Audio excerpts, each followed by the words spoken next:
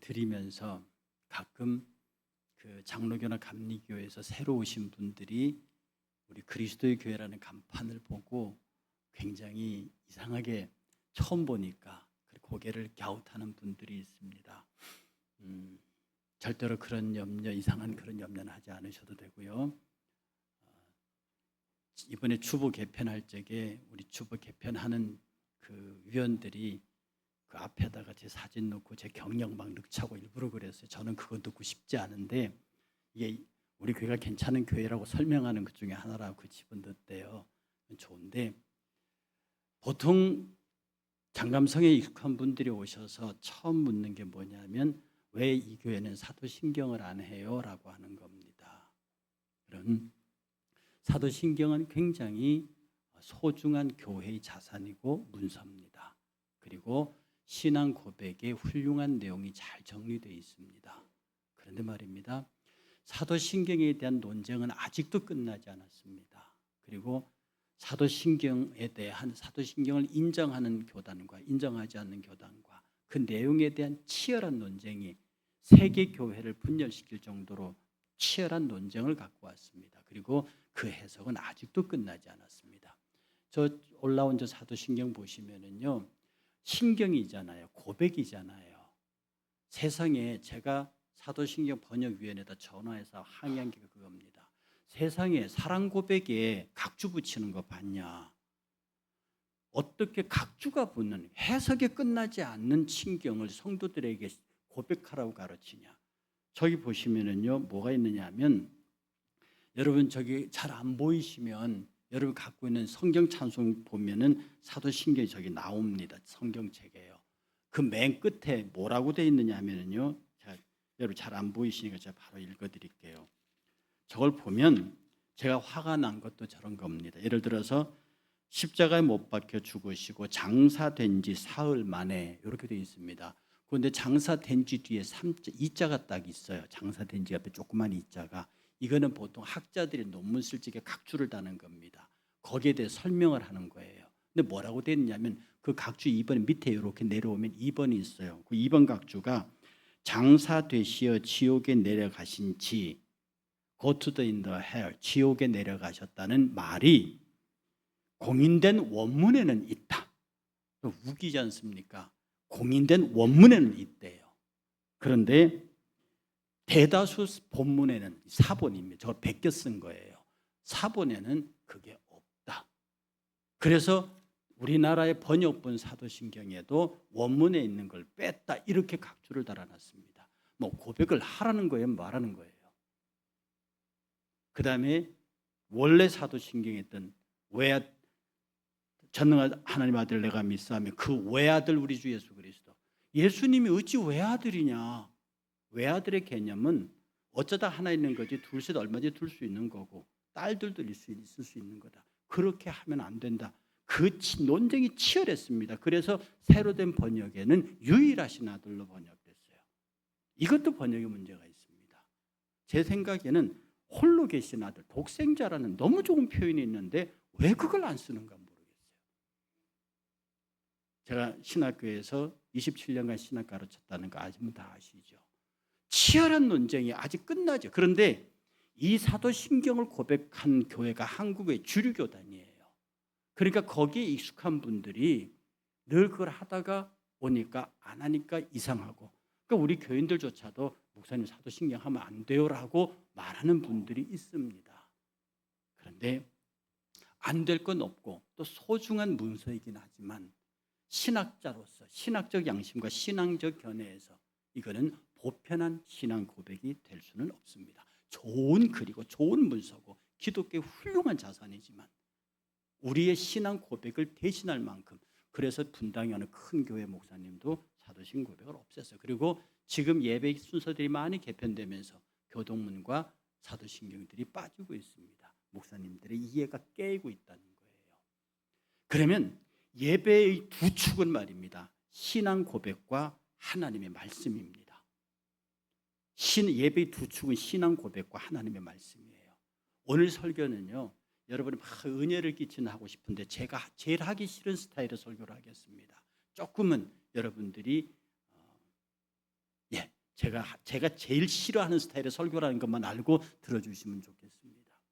예배는 말입니다. 두 개의 축으로 갑니다. 예배 드리는 인간 쪽에서 한 축하고 예배를 받으시는 하나님 쪽에서 한 축입니다. 예배 받는 인간 축에서 세우는 예배가 뭐냐면 신앙 고백입니다. 그리고 하나님께서 그 신앙 고백에 응답하시는 것이 성경 말씀이에요. 그런데 모든 교회를 통틀어서 최고의 신앙 고백이 뭐냐? 주의 만찬입니다. 신앙 고백의 극단, 더 이상 설명할 수 없는 최고의 고백이 주의 만찬입니다. 이 성찬을 통해서 예수 그리스도가 나를 위해서 죽으시고 예수 그리스도가 나를 구원해 주시고 예수 그리스도가 나에게 생명 주시고 영원한 하나님의 아들이 되게 하시고 천국을 주셨습니다라고 하는 전적인 신앙 고백이 바로 이 성찬에 달려 있습니다. 그러므로 성찬하는 자가, 여러분 우리 교회 예배 순서가요 가장 FM 기독교 신앙 고백의 FM에 기초 있는 겁니다. 여러분이 성찬했죠. 그리고 우리가 다 일어나서 말씀을 받습니다. 그 말씀 받음에 찬양대가 화답합니다. 우리 찬양대가요, 제가 1년 설교 제목을 한꺼번에 다 내줍니다. 아시죠? 저는 1년 설교 제목을 한꺼번에 다 줍니다. 그러면 성가 지휘자가 그 말씀을 따라서 그 말씀에 화답할 찬양을 준비합니다. 그리고 그 화답이 끝나면 이 말씀에 대한 해석의 설교가 있어요. 그리고 파송이 있습니다. 철저한 예배, 그야말로 예배 드리는 자와 예배 받는 분의 교합이 이루어지도록 만들어져 있는 거거든요. 그래서 우리가 신앙 고백을 할 때 정말로 하나님 앞에 진정한 신앙 고백은 교회사 신학 통틀어서 주의 만찬 외에는 없습니다. 여러분 사도행전 2장 42절을 보면요 이렇게 되어 있습니다. 그들이 사도의 가르침을 받아 서로 교제하며 떡을 떼며 오로지 기도하게 힘쓰니라. 예배의 5대 요소가 저기 다 들어가 있습니다. 사도의 가르침을 받아서 설교를 듣는 거예요. 그 다음에 서로 교제합니다. 성도들의 코이노니아예요. 예배에서 성도들의 교제는요 서로 교제하고 헌금 드리고 하는 게 교제입니다. 왜냐하면 그때 헌금은 즉 옛날에 연보라고 불렀거든요. 연보가 맞습니다. 서로를 위해서 연대서 도와주는 거예요. 연보하고 떡을 떼면 주의 만찬입니다. 주의 만찬입니다. 그리고 기도하는 거예요. 기도의 또 다른 형태가 찬양이죠. 그래서 여기에 하나님의 말씀을 듣고 서로 교제하고 떡을 떼고 기도하고 찬송하는 이 예배의 5대 요소가 여기서 나오는 거예요. 그리고 이 5대 요소 가운데 주의 만찬과 성경 봉독, 왜 여러분에게 2번이나 성경을 읽고 또 여러분이 따라서 봉창하게 하느냐, 이게 전부입니다. 설교는 이것의 하부 딜렉토리입니다. 그래서 우리가 주의 만찬을 받고 그 만찬에 찬송으로 화답하고 하나님이 주신 말씀, 이 두 개를 받으면 예배는 100% 거기서 끝이 납니다. 그리고 성도끼리 교제하고 찬송하고 말씀을 듣고 성도가 교제를 나누는 그 예배를 완성하면 그야말로 은혜 넘치는 200% 예배가 완성되는 거예요. 사도행전 20장 7절에 그 주간의 첫날에, 옛날 번역에는 안식 후 첫날입니다. 안식 후 첫날 제8일이에요. 그게 누구예요? 주의 날입니다. 안식일이 제7안식이잖아요. 제8일 안식 후 첫날입니다. 우리가 말하는 주일입니다. 안식 후 첫날에 저들이 떡을 떼려 하여 모였더니 뭐하러 모여? 만찬하러 모입니다. 그들 초대교회 예배는 만찬하러 모이는 거예요. 만찬하러 모였더니 만찬이 끝났는데 바울이 다음날 떠나야 되니까 밤새도록 설교하다 유두고가 떨어져 죽는 기사가 저기 있습니다. 그래서 가끔 제가 설교할 때 여러분이 졸면요 제가 위로를 받습니다. 바울이 설교해도 떨어져 죽을 정도로 자는데 하물며 제가 설교하는 거에 오죽하겠습니까? 그래서 그때 위로 여러분이 졸으십시오. 조십시오. 괜찮습니다. 저는 학교에서 그랬습니다. 학생들이 조는 건 100% 교수 책임이다. 그러나 조는 건 용서하지 않는다. 이게 제 강의 지론이었습니다. 어쨌든 있잖아요. 안식 후 첫날에 저들이 떡을 때려 모였어요. 그런데 이 주의 만찬이 말입니다. 왜 예배 속에서 사라지는 줄 아십니까? 처음에는 이 주의 만찬을 성도들이 모일 때마다 했어요. 그런데 이 주의 만찬이 강조되다 보니까 이건 점점 4세기 쪽으로 가면서 이제 기독교가 공인되면서 공식 예배 순서가 만들어지면서 이거는 막 기도하면 진짜 예수님의 피로 바뀌고 살로 바뀌는 화채설 비슷한 얘기들이 그때부터 나오면서 성도들이 그게 손을 대기 겁을 냈습니다. 그렇게 막 귀중하고 소중한 것에 나 같은 죄인이 손을 대면 될까? 내가 예수 믿었는데 죄를 졌으니까 저기 어떻게 손을 대고, 성도들이 교회에서 만찬을 나눌 때 손을 대지 않았어요. 얼마나 안 됐냐면 1215년에 공의회 결정이 하나 나오는데, 이 라테란 공의회에서 뭐라고 결정하냐면 모든 신자는 최소 1년에 한 번 부활 시기에 성체 성사, 이 성찬을 받아야 한다. 이 의무를 지키지 않으면 교회로부터 쫓겨난다. 이 결정이 납니다. 그러니까 얼마나 교회에서 성만찬은 귀중한 거고 소중한 거고 그렇게 가르치니까 사람들이 손을 대지 않으니까 공의회 결정에 적어도 1년에 한 번 이상은 참석해야 되지 않느냐라고 강제하는 거예요. 그러니까 만찬을 많이 하라는 거예요. 하도 안 하니까. 그렇게 했는데도 여전히 교회가 손을 대지 않으면서, 성도들이 손을 대지 않으면서 어떤 일이 벌어지느냐. 신부들이 축사하는 순간에 이게 실제로 성혈이 되고 성몸이 된다고 하는 화채설이 로마 가톨릭의 정식 교리가 되면서 신부들만 먹는 것으로, 지금도 로마 가톨릭에서는요 떡은 나누는데 잔은 성도들은 보기만 합니다. 신부만 마시고요. 이렇게 예배를 드리면서 너무 귀중한 게 되어버렸습니다. 이 종교개혁을 넘으면서 칼빈도 매주 만찬 해야 한다고, 그래서 제네바에서 매주 만찬 하려다가 제네바 의회가 강력하게 반대하니까 그 귀중한 것을 매주 하다니, 이래가지고 결국 칼빈도 그걸 못했습니다. 루터도 매주 만찬 하고 싶었고 찌빙글리도 매주 만찬 하고 싶었으나 그 당시 만찬이 갖고 있는 엄중한 무게 때문에 성도들이 손을 대지 않고 그걸 매주 만찬에 한다고 하는 바람에 결국 개혁교회들도 그렇게 하지 못하고, 또 천주교의 의식적인 종교활동에 반발을 느낀 개혁자들이 형식을 파기하는 쪽으로 가면서 점점 더 교회로부터 만찬이 밀려나고 지금 일반적으로 1년에 4번이라고 하는 만찬으로 바뀌어버렸습니다. 만찬을 1년밖에 4번 못하는 것은 너무 귀중해서 그렇대요. 너무 함부로 하면 사람들이 쉽게 생각해서 그런데요. 여러분 가끔 그런 경향이 있죠. 우리는 매주 만찬하니까 그게 얼마나 소중한지 모르죠. 근데 다른 교파 사람들이 1년에 4번 하니까 그거 할 때마다 목욕 제기하고 와서 며칠 금식하면서 그 만찬에 참여하고 만찬하면 다 운답니다. 근데 여러분 웃으면서 만찬 받잖아요. 그러시면 안 됩니다. 그래서 제가 어떤 목사님과 토론하면서 왜 매주 만찬 안 합니까? 그랬더니 임 목사님, 이게 얼마나 소중한 건데 그걸 함부로 할 수 있습니까? 저는 1년에 4번도 많다고 생각합니다. 그러시길래 내가 그랬습니다. 목사님, 그럼 앞으로 목사님 1년에 한 번만 설교하세요. 설교는 안 귀해서 일주일에 30번 이상을 하십니까?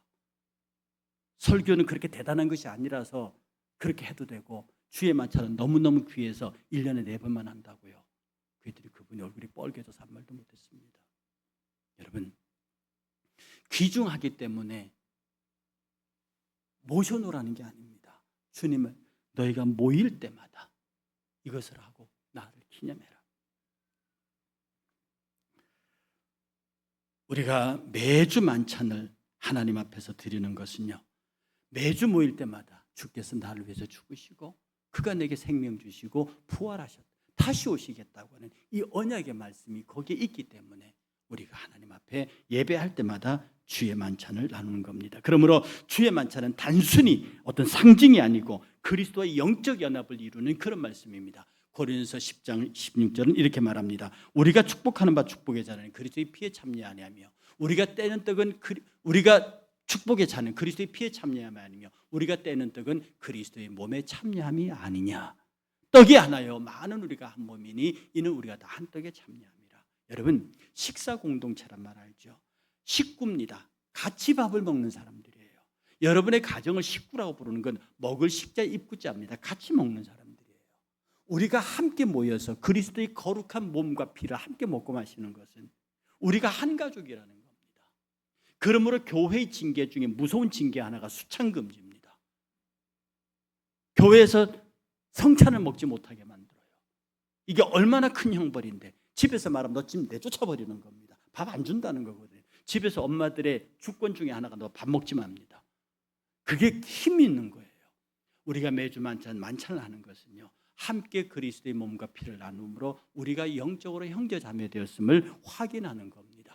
그리고 그 교제를 나누는 거예요. 이것을 1년에 4번만 한다. 여러분, 우리가 주님 앞에 나가서 이 설교 말씀을 들을 수 있는 것, 하나님의 말씀을 받을 수 있는 것은요, 우리가 주의 만찬을 했기 때문에 가능해요. 내가 신앙 고백을 했기 때문에 그 고백에 응답하시는 게 저 말씀이라고요. 그러니 여러분에게 신앙 고백이 없으면 말씀도 없어요. 신앙 고백이 없는데 말씀이 주어졌어요. 그건 그냥 성경 기록일 뿐입니다. 거기에서 무슨 은혜의 메시지를 느낍니다. 그건 여러분이 좋은 말을 들어도 좋은 느낌을 가져요. 그것에 더 이상 이하도 아닙니다. 교회는 예전입니다. 정해진 시간에 정해진 사람들이 모여서 예배드리는 이 귀중한 예전은요, 그걸 형식으로 몰아가면 안 됩니다. 거기에 모든 삶의 조건들이 전부 모여져서 하나의 예전으로 나타난 겁니다. 그러므로 성경 봉독도요, 주께서 우리에게 들려주시는 메시지예요. 우리가 하나님 앞에 주의 만찬을 나눌 때도요, 주의 영이 우리 가운데 임하사 주의 몸과 피를 나누는 거예요. 이게 너무너무 거룩하니까 천주교에서 화채설 얘기가 나와버렸다니까. 화채설은 이단입니다. 그러나 그만큼 주의 몸에 실제가 성령의 임재가 있다고 느끼면서 회개하는 마음으로 그렇게 받아야 하는 겁니다. 우리가 말입니다, 이 거룩한 주의 만찬은요, 첫 번째 무엇보다도 예수의 희생을 기억하는 겁니다. 누가복음 22장 19절은요, 또 떡을 가져 감사 기도하시고 떼어 그들에게 주시며 이르시되 이것은 너희를 위하여 주는 내 몸이라 이것을 행하여 나를 기념하라. 우리가 그 매주 잔을 마실 때, 떡을 먹을 때마다 주님이 나를 위해서 십자가 지셨군요. 나를 위해서 질고를 당하셨군요. 나를 위해서 십자가 피 흘려, 피는 생명입니다. 십자가에서 생명 흘려서 나를 살리셨군요. 매 순간마다 매주마다 예배하면서 그 주님께서 나를 위해서 죽으셨다고 하는 것을 기념하는 겁니다. 이걸 1년에 4번만 하라면 어떡합니까? 나는 그렇게 말하는 목사님들이 너무 잔인한 거예요. 당신이 이게 얼마나 소중한 걸 알면서. 여러분, 제가 수많은 목사님들 만났습니다. 제가 진보신학교에서도 공부했어요. 보수 중에 보수신학에도 공부했어요. 그분들의 공통된 얘기가 매주 만찬 해야 한다는 겁니다. 왜 못하냐? 시간이 많이 걸리고 번잡하고 너무 소중해서. 그래, 그러면 안 되는 거예요. 우리가 함께 식사 공동체로 모여서 예수께서 나를 위해 죽었다는 것을 늘 만찬을 떼면서 기념하고요. 두 번째, 이 주의 만찬은요, 하나님께서 내게 주신 언약을 확증하는 겁니다. 누가복음 22장 20절에요. 저녁을 먹은 후에 잔도 그와 같이 이르시되 이 잔은 너희를 위하여 붓는 내 피로 세우는 새 언약이다. 구약의 제사할 때 포도주를 붓는 전제가 있었습니다. 예수님께서 우리에게 포도주 주시고 우리에게 당신의 몸된 떡을 주시면서 나를 기념하고 기억하고, 그래, 이거 단순한 기억이 아니라 이건 내가 너를 구원하겠다고는 언약의 표시다. 구약의 잔을 주어서 네 제사에 응답하겠다는 것처럼 내가 너에게 새롭게 주는 언약이다. 앞으로 주의 성령이 올 것이고 이 성령을 통해서 네가 하나님의 백성으로 세워질 것이다. 그러므로 우리가 주의 떡과 잔을 마시면서요, 하나님의 언약의 백성임을 매번 확인하는 겁니다. 그가 나를 위해서 희생하셨다는 것은 물론이고 내가 언약의 백성이면 이 약속이니까 내가 축복의 백성이구나, 내가 하늘의 백성이구나. 여러분, 주의 만찬 짧은 시간이지만 그것이 30분 설교를 상수하고도 남는 은혜가 거기 있습니다. 떡을 먹고 잔을 마실 때 내가 하나님의 백성이구나, 내가 언약의 백성이구나, 내가 축복의 백성이구나 라는 것을 확인할 수 있는 겁니다. 그리고 세 번째, 이 주의 만찬은요, 죄사함과 구원의 은혜를 우리에게 보여주시는 것입니다. 마태복음 26장은 말하기를요, 이것은 죄사함을 얻게 하려고 많은 사람을 위하여 흘리는 바 나의 피고 언약의 피다. 에베소 기자는 말하기를 우리는 그리스도 안에서 그의 은혜의 풍성함을 따라 그의 피로 말미암아 속량고 죄사함을 얻었다. 그러므로 그의 속량을, 죄사함을 이 떡과 잔을 마심으로 그리스도께서 내게 주신 구원의 은혜, 죄사함과 구원의 은혜를 되새기고 되새기는 복된 시간이 주의 만찬 시간입니다. 이걸 어찌 예배를 빼고, 이걸 예배 순서에서 빼고 도대체 뭘로 성도들에게 은혜를 주겠다는 거예요? 저는 설교가 강화되는 것을 정말 싫어합니다. 저도 설교자지만, 설교를 준비해서 내 온 힘을 쏟긴 하지만 이 설교자들이 만남가가 되고, 이 설교자들이 말쟁이가 되고, 이 설교자들이 어떻게 하면 성도들을 감동시킬까 그 생각만 하면 하나님의 말씀이 자리가 없어요. 원래 교회 예전에서 설교 없는 거 아십니까? 원래 천주교에서는요, 교회 옛날 전통에 만찬하고 성경 읽는 것으로 신부의 강론은 10분도 안 됐습니다. 지금 신부들도 타락해갖고요, 목사님들 거 배워가지고 목사님들 설교하고 있습니다. 저기도 좋은 현상은 아닙니다. 성도들에게 성경 읽지 못하게 하고 신부의 강론으로 대신하려 했단 말입니다. 그러나 저는 최선을 다해서 설교를 준비하지만 여러분의 설교보다도 성만찬을 통해서 깊은 영적 은혜를 체험하고 그때 그가 주시는 말씀에 도전을 받고 그 말씀을 풀어줄 때에 여러분의 마음이 따뜻해지면 되는 겁니다. 사도 바울도 성만찬을 다 끝낸 다음에 내일 가야 할 걸 생각하고 밤새도록 강론하는 거죠. 그래서 교회의 강론은 아름다운 겁니다. 그 강론을 준비하는 게 전데요. 여러분들, 여러분의 예배 가운데 주의 만찬만으로 그리고 주시는 말씀 봉독만으로 주의 성령이 내 안에 들려주시는 그 봉독만으로 그리고 그 다음에 일어나는 교회의 여러 가지 강론들 여러분 부탁합니다. 수요 예배 꼭 참여하세요. 하실 수 있거든.